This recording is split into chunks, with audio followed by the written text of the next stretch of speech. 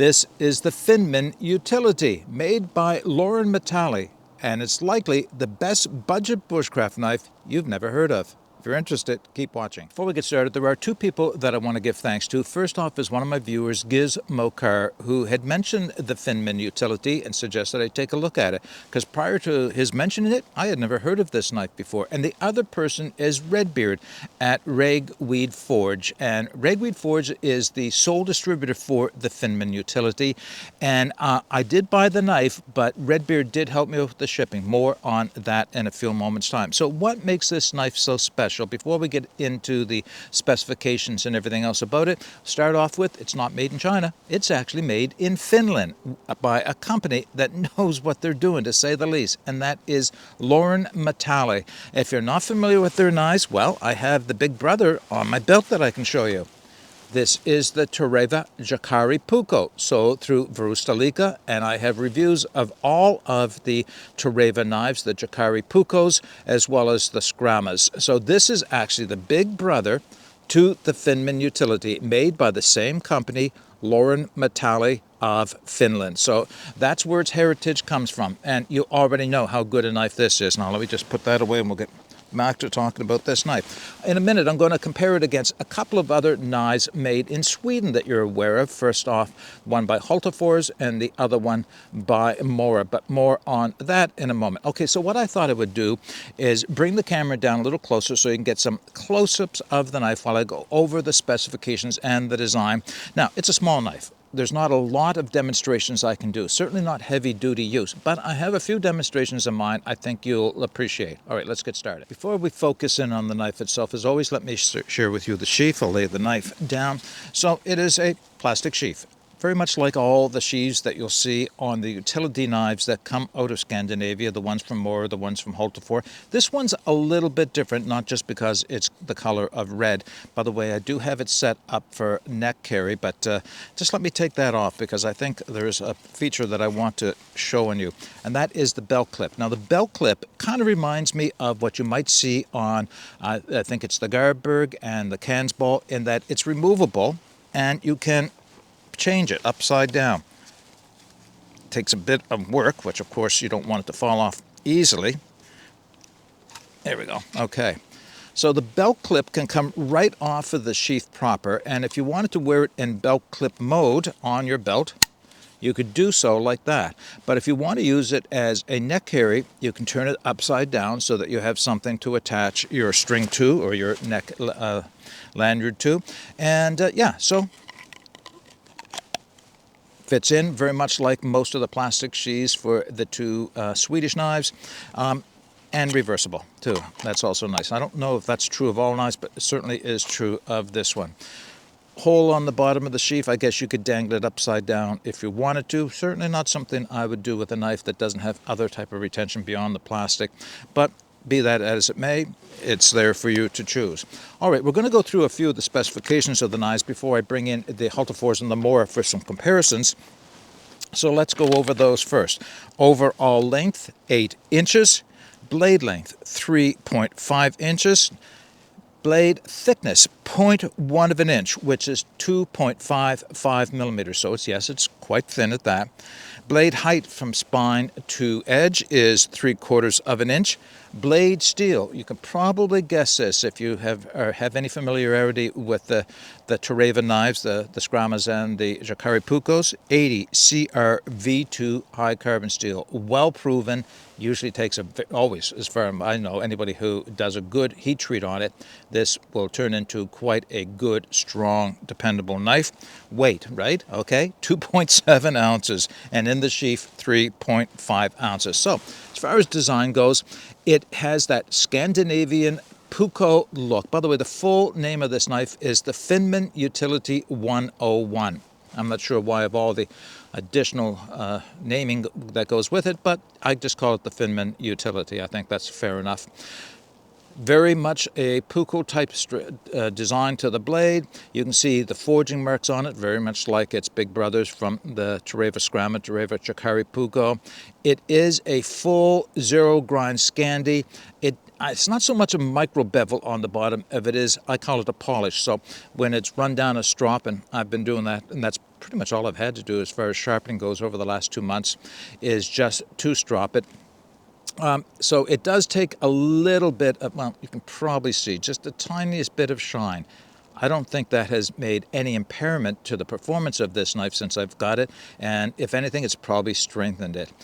It is a plastic ABS type handle. What makes it different from the other two knives is that it has a lanyard hole, and because the thing is all black, I did put a little piece of yellow paracord on it. Now there's one other distinct difference that I need to show you, but I'll have to bring the other two knives into the picture before I can show you that. Okay, the first knife I want to compare the Finman to is the Mora 511 Craftsman, and you can see how very, very close they are in design. So this is a very common knife. A lot of people have this. If you don't, you know about it, but you know, it's also a very inexpensive knife, very economical, budget-minded knife as well. By the way, this one is brand new to me. If it looks like it's brand new, and that's because it is. I had another one, the older version of this, which I just gifted to a friend of mine and decided I wanted to replace it so that I can make this comparison on the video. So the blade length, the overall length, let's see if I can do a better job of comparing them. Pretty much identical, also made from carbon steel. The Mora carbon steel, I believe, is analogous to 1095, at least that's what I've been told.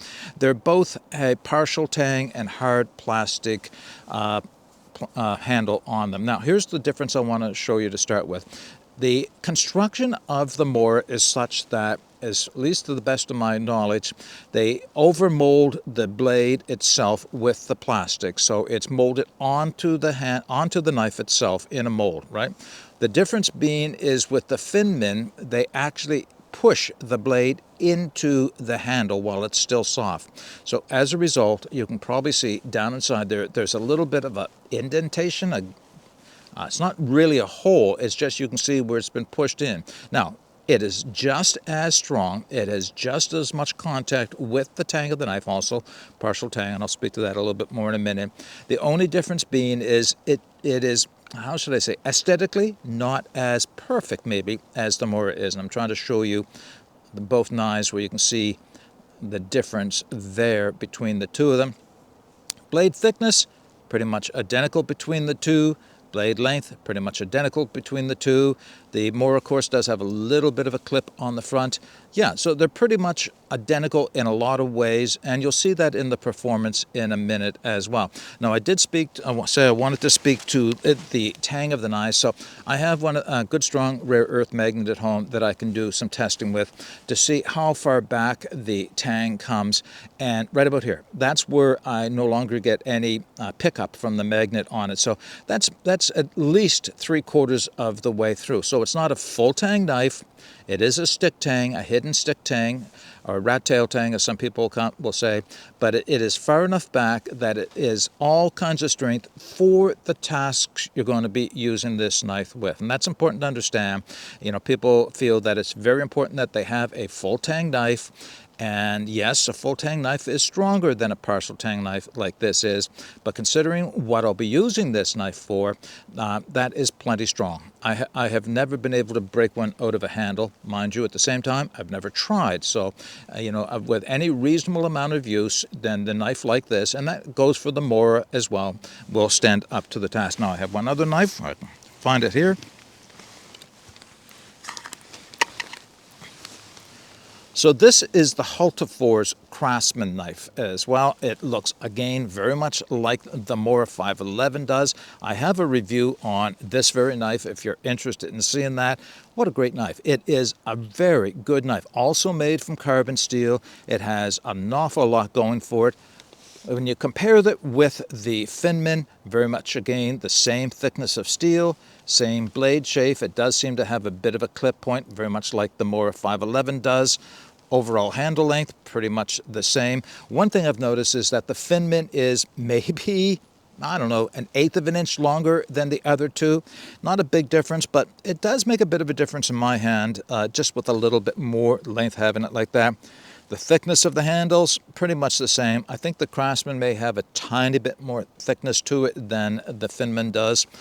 Yeah, again, very much identical in terms of the knives. All right, we're going to do just one or two demonstrations with the Finman just to show you that it is a capable small knife. And we'll keep in mind, again, it is a capable but still very small knife. But first off, I just wanted to speak to the shipping. So I mentioned in the opening that this sells for $12 US, which is an incredibly good bargain on a knife at anywhere. I don't know of too many others. In fact, I don't know what you're going to pay for the Craftsman or the 511 in the US, but I'll tell you, I pay $30 for them here in Canada. So when you can get a knife for $12, that's a pretty good deal. Now, here comes the catch. There's always a catch, right? $50 shipping to Canada. Yeah.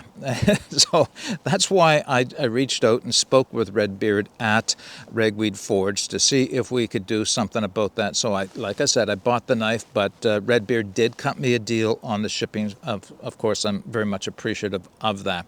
So that's what I wanted to say about the purchase of the knives. If you're in the U.S., yeah, you're not going to be paying the shipping we do to Canada. I would love if Redbeard could do something for us Canadians, that we could do something with the shipping to kind of defray it a little bit, but as it stands, that his costs are his costs right now.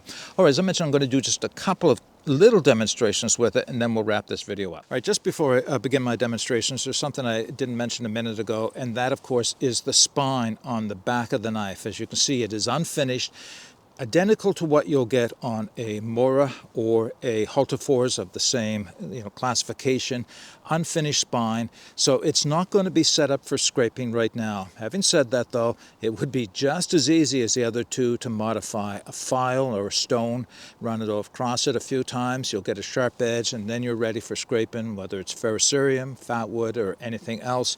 It'll work just fine. So scraping won't be part of the demonstration. But what will be part of the demonstration? Well, I think any bushcraft knife should be able to baton, right? So I've got, what, a 14-inch piece of wood here that is at least 2.5 inches in diameter. No, I'm joking, okay? I'm not going to try and baton this with this knife. That's a good-sized piece of wood. But would you baton with a small knife like this? Well, it's not something I would reach for, because if I'm carrying this, there's a good chance I have either a hatchet or a large knife with me that I'll be using for those types of heavy-duty chores. Just the same, I want to show you that the knife is strong enough to do some batoning. I'm going to keep it within reason, and that's what it's all about. So what am I going to baton?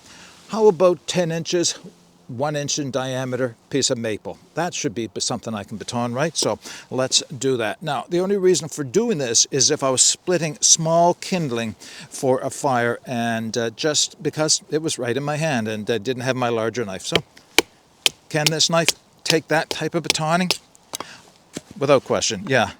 Yeah, that's some nice maple right there. So I can continue to split that down if I want to, and make some finer kindling, or maybe making some splits for doing some feather sticking with.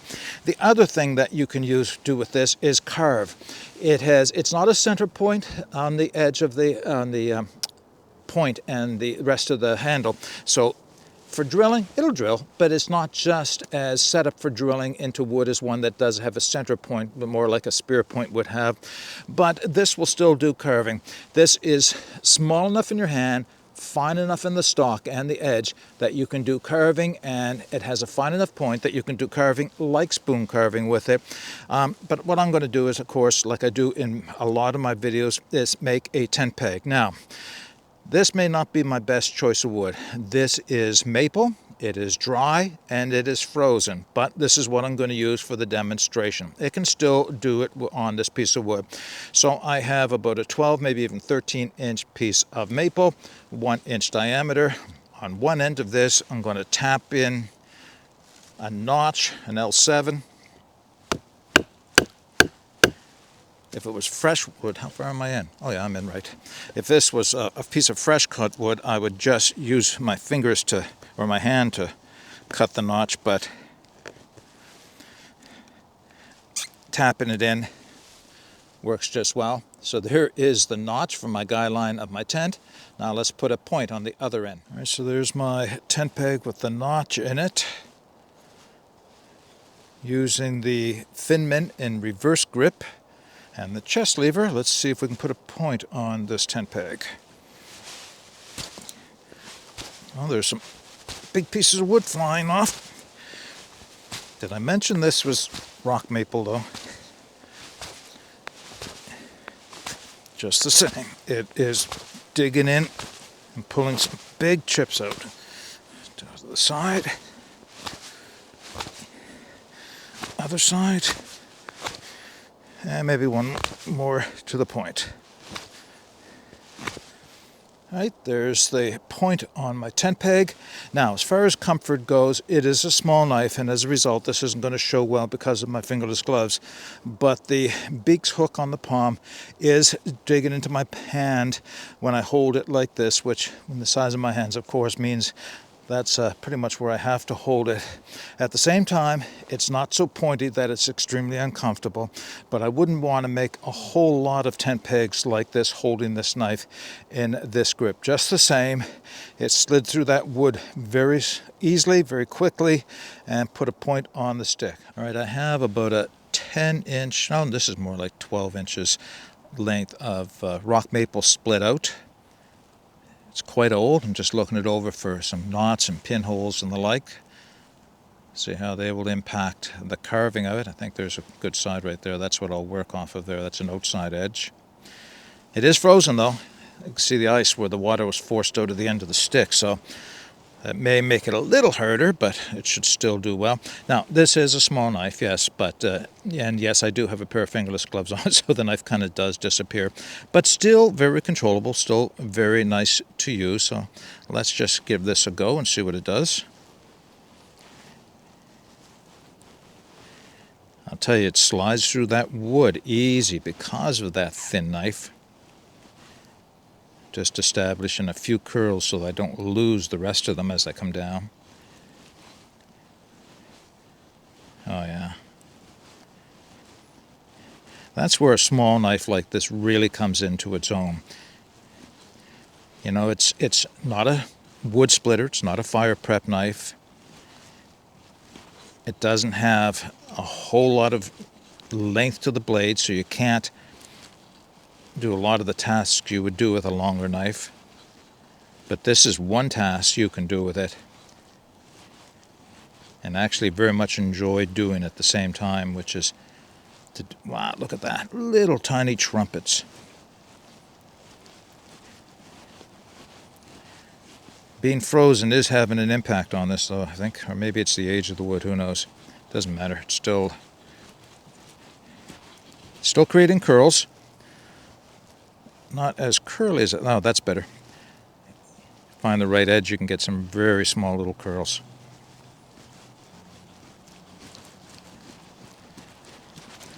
Yes, it will feather stick. All right, so a few closing thoughts for the Finman Utility 101 made by Laurin Metalli in Finland. So what am I going to say about this? Should you buy it or not? No, you should not buy one. You should buy two, or three, or four. It is that good a value, because I can almost guarantee that if you do buy one of these, once you get it in your hands, you're going to wish you had bought a second one. So you probably will. You might as well do it right up front. I will tell you this, though. Redbeard at Ragweed Forge has the sole distributorship for these in the U.S., and I'm not even sure that where else if you can get them in Europe or anywhere else for that matter. There are a limited number in his possession. He has plenty right now, but once the word gets out on these, I don't think they're going to stay around very long.